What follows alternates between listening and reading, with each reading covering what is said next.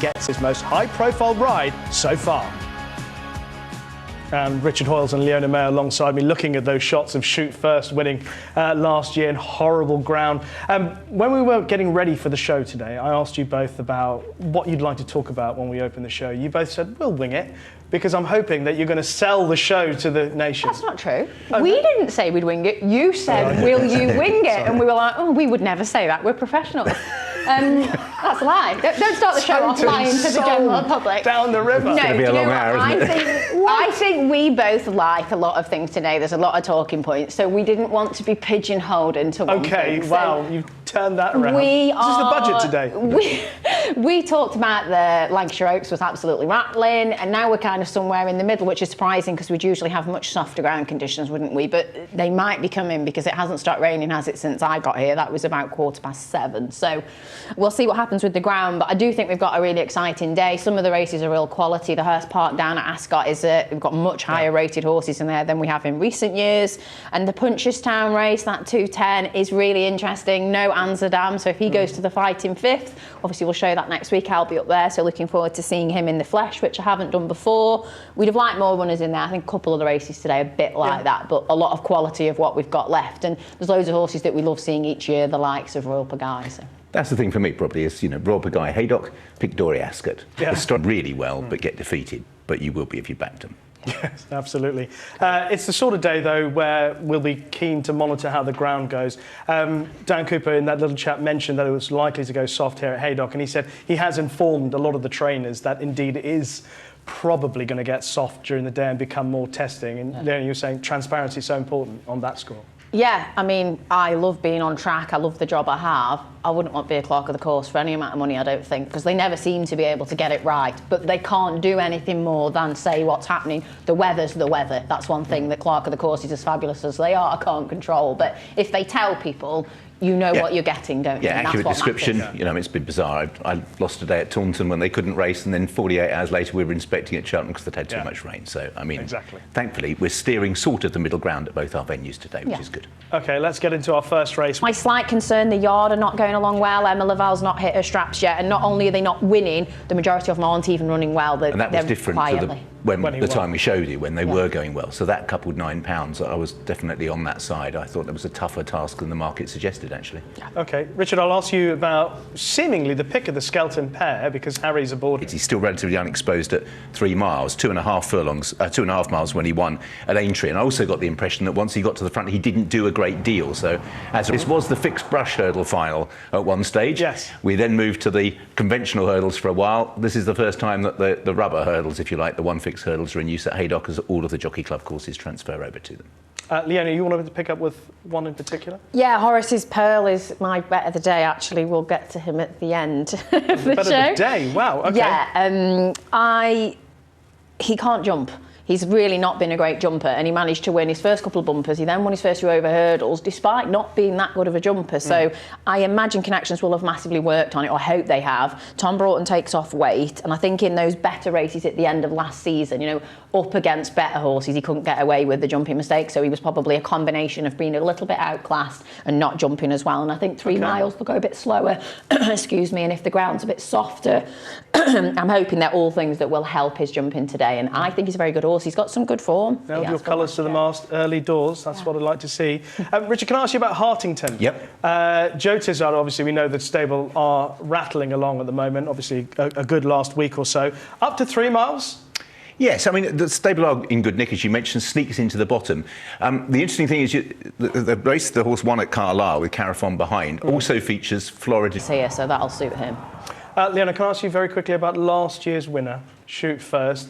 Obviously, he's higher in the handicap this time around. What chances with Ben? Up-in trips are positive, and I think the jockey weight doesn't seem anybody fancies him. He's out to 20-1. He's been on the drift. Yeah, he was. It was quite wicked the bucket, I think, last year. But that race brings me out in the cold sweat, seeing the mud spatter. Stuart H and I put the head. That was that, wasn't it? Leona has told us who she likes. Richard, you're going for Ace of Spades. I am the Ace of Spades. Oh, lovely. I thought you were going to break into the full song there. No. But I'm going to take a chance with Navajo Indy, also up in trip, but he's so consistent. He is, and Tom's and other stable are going really well. Tom's horses are running very, very consistently. That's another very positive point. OK, let's move on and talk about a good race at Ascot. There are other rivals. I mean, this horse was very average on the flat, wasn't she? I think she was Sir Michael and never... To begin with, 70, 71.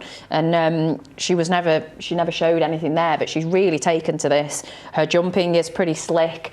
Richard just pointed out then when we were watching it, she isn't the biggest, is she? I mean, Matt likes to think he's probably tallish. I don't think she didn't tower over Matt, did she? She's not very big. I think maybe the weight that she perceives is handy here, going only 10 stone 7. Yeah. I think this is as far as she wants to go. She surprised me last year. I thought when I saw her she was just a juvenile hurdler in terms of being quite small.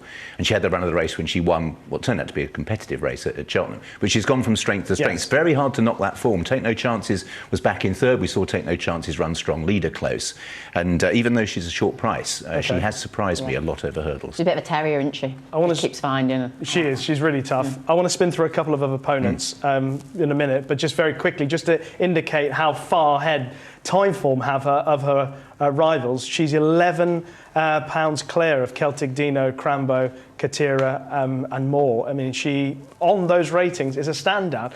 But I'm not entirely certain how accurate those are in relation to some of the others. Let's talk about who's right down at the bottom of that rating, Potter's Charm, who has lots of potential because he had a strange fall where he jumped okay, seemingly. Yeah, it was the landing, wasn't it? He kind of sprawled on landing, and bless the rider, he couldn't have stayed on because he literally fell onto the ground. So usually you kind of have that thing, if they jump and they trip or their head goes down, they usually keep themselves up, but he literally just fell over, didn't he? I mean, it was one of them, when you watched it, you hoped he wasn't injured because it didn't look great at all the way he fell. I think he jumped okay, didn't he? But he really... I wouldn't query his jumping. I suppose it's just the way his form tailed off when he was beaten odds on at Cheltenham by 6 Mile Bridge. Then he was very well backed for his reappearance, but he's a little bit on the comeback trail for me. A little bit. Yeah. Very good form. Obviously been franked. Yeah. Okay. If you just take that as it is, and Alexi's gone and won by 6 or 7 lengths, then the form looks very good. But the only concern as well, maybe for him, would be any rain, because he's been a non-runner on soft before. Okay. And you're both gone for Woodoo. Yeah, it's pretty boring, but I made the point of trying to oppose her last year, and that lossy mouth form is hard to get away from for me. Yeah. For me. Yeah. I thought she looked great at Ascot when we were just looking at her on those shots with Matt. Okay, it is time for our first break here on the opening. Still remains one of my absolute favourite races ever. We saw it just before the break when it looked as if his career was over, but he came back and he beat Long Run here. Oh, he made me cry that day. I love that horse so much. Anyway, no Quarto Star in this year's race, but we have got some good horses. And of course, if we look back to last year's race, we have a horse that is trying to follow in the footsteps of a Bristol de May or a Quarto Star by winning it multiple times. He's already won it twice, Royal Pagaille. He's trying to win it for a third time. Grey Dawning maybe would have won the race last year, Leona, had he jumped the last better? Yeah, maybe. Really difficult for them to do that at times. So I guess a bit like we talked about, there's plenty of other targets for Grey Dawning. Royal Pagaille's a lot older now, so you do think he's targeted for this, but the more rain, the better. Yeah. Benicia Yard have nowhere near hit the ground running yet. They're kind of still quiet. So he has won Fresh Royal Pagaille, and I do think it's one of them kind of today's the day, and hopefully he either runs really well or he goes and wins and he's then retired. But I don't, he's not the force of old, I don't think, perhaps now. No, and historically, let's pay tribute to Quarto Star just to please you. The last horse to win a Grade 1 in this country at 11. You've got to go all the way back over fences. You've got to go all the way out to Q Card. Yes. 2017. A lot of tried and failed. The way just Royal Pagaille's fall tailed off, even at his beloved Haydock last year, just worries me slightly that he might not quite be the force of old. Although when you see 12 to 1 there, that could arguably be discounted by the market. Yeah. I think for Grey Dawning, it's not the first time when he's got to the front at the last that he's made mistakes. That seems to be when he's most vulnerable. Remember him at Warwick, running down those fences late on. So I just wonder whether both of them might be slightly vulnerable. And I do think it is Grey Dawning's day today. I think this is the target they've identified, having had an abortive run of the King George last time. And I think Dan's trying to target big prizes early on in the season to get this big buffer. So I certainly respect Grey Dawning. It's just I find it hard to get excited by the price. I think he's got horses that will drag him into it, though. That'll take him all the way, like your horse that you like, and yours that you like. Yeah, we differ opinion here, don't we? Let's talk about Haiti Killer first of all, who I'm not sure this was the original plan. I thought he was going for the Coral Gold Cup in a couple of weeks' time, or next week, sorry. But I thought that was the plan. Then this has been I suppose where they're going to really find out whether he is a realistic Gold Cup horse, might as well crack on with it. Yes, and I think there's every reason to suggest that he might be. I mean, he had a fantastic season last year, and winning the Irish National, he's this year's Royal Guy. A horse who's been the subject of some market support this morning has been Handstands. Go on, you like Handstands, so you state your case. I do like Handstands. I think he's been a bit... They're going to overly... I'd be shocked if they let him have an easy lead, as it were, though. That could be an issue. And I personally just think he is. I think dictating is his thing. I think he's happier there, but I do think over a bit shorter.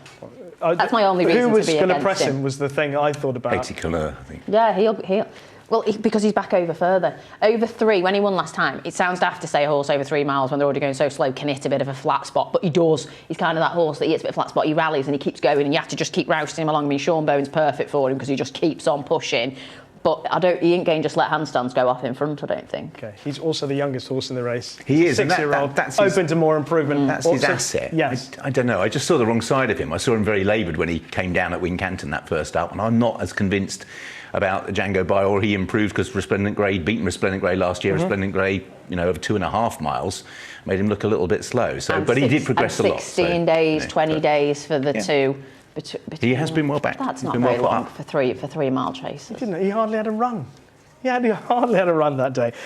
We've got to talk about Stella Story, because although he's one of the outsiders in this race... See, I've no doubt that hoping the jumping will be better. But again, if they go along at when I say a clip, it's 3 miles too. They're not going to go quick, but he'll make jumping errors, I think. Okay. And any chance for... I mean, no, we talked about Royal Pagaille.